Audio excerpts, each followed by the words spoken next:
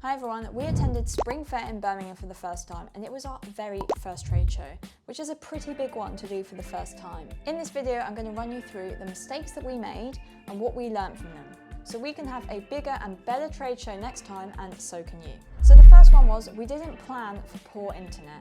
This did not even cross my mind when I was planning for the trade show, but when we got there, we realised that the Wi-Fi really wasn't up to scratch and we couldn't hotspot either.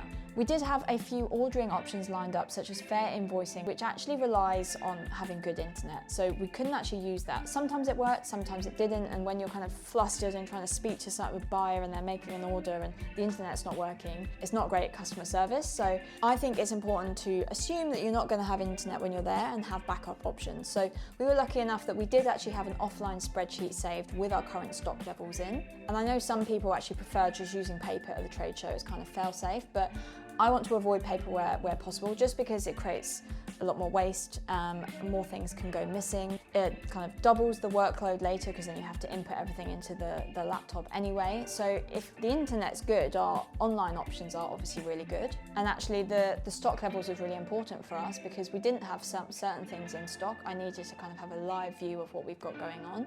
We were going to use Fair for that, but because of the internet, thankfully we had the stock sheet, and we did have someone on the ground updating that each day for us, so we knew what we had and what we didn't. But it wasn't ideal for us, and that was the first, I think, mistake we made. We should have just assumed we wouldn't have internet and shouldn't have relied on it. So speaking of stock levels, that was actually the second mistake we made, which was not having all of our stock in. And this couldn't really have been helped because we just had Christmas, so we sold out of a bunch of stuff, and we have got the stock incoming. So we were able to have the conversation and say, okay, that's coming next month or the month after.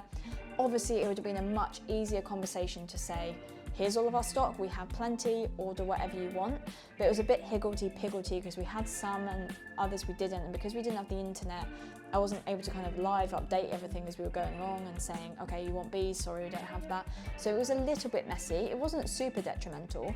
And actually, I think a lot of buyers don't expect to order there and then anyway. Pre-orders is a very common thing. But what I'm going to do for our next trade show is have a much better way of communicating it with people to say, current stock, coming next month, pre-orders, and have just a clearer way for us to understand, okay, this is out of stock, we don't have these, because we have so many SKUs and animals and sizes floating around that it becomes quite a difficult conversation if there's loads of stuff out of stock.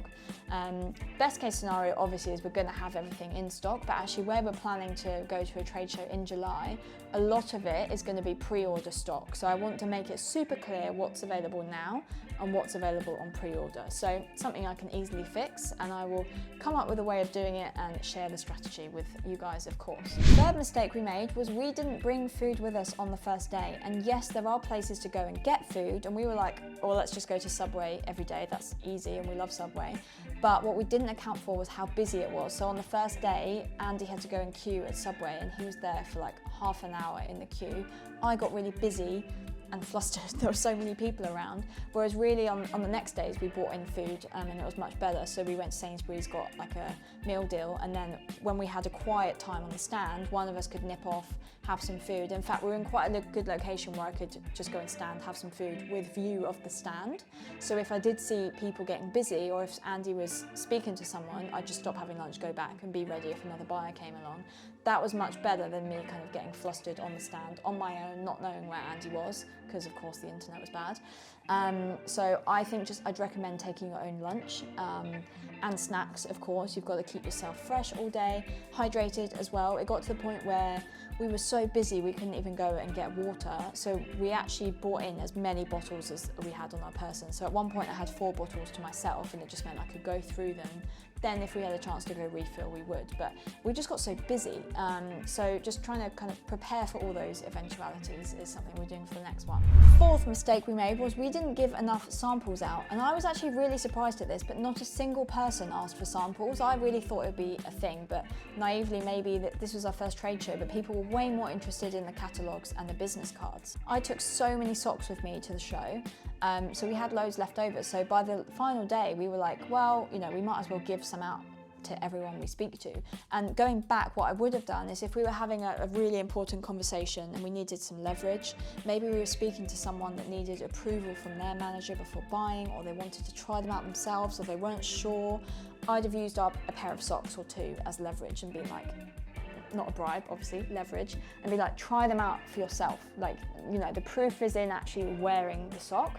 I think that would have been really powerful. And actually on that final day when we were giving out samples, everyone loved it. So they're really happy and really grateful to receive a sample. And maybe that is what they remember from the show, especially if no one else is giving out samples. What I would say is you don't have to. No one expected samples. It was an added bonus. We have a cheaper product than a lot of people, so we can give out samples. If you have a product with a really high price point, of course you're not going to be giving out like loads of them. So I just consider that, but the catalogues and the business cards were actually the most important thing that people were asking for.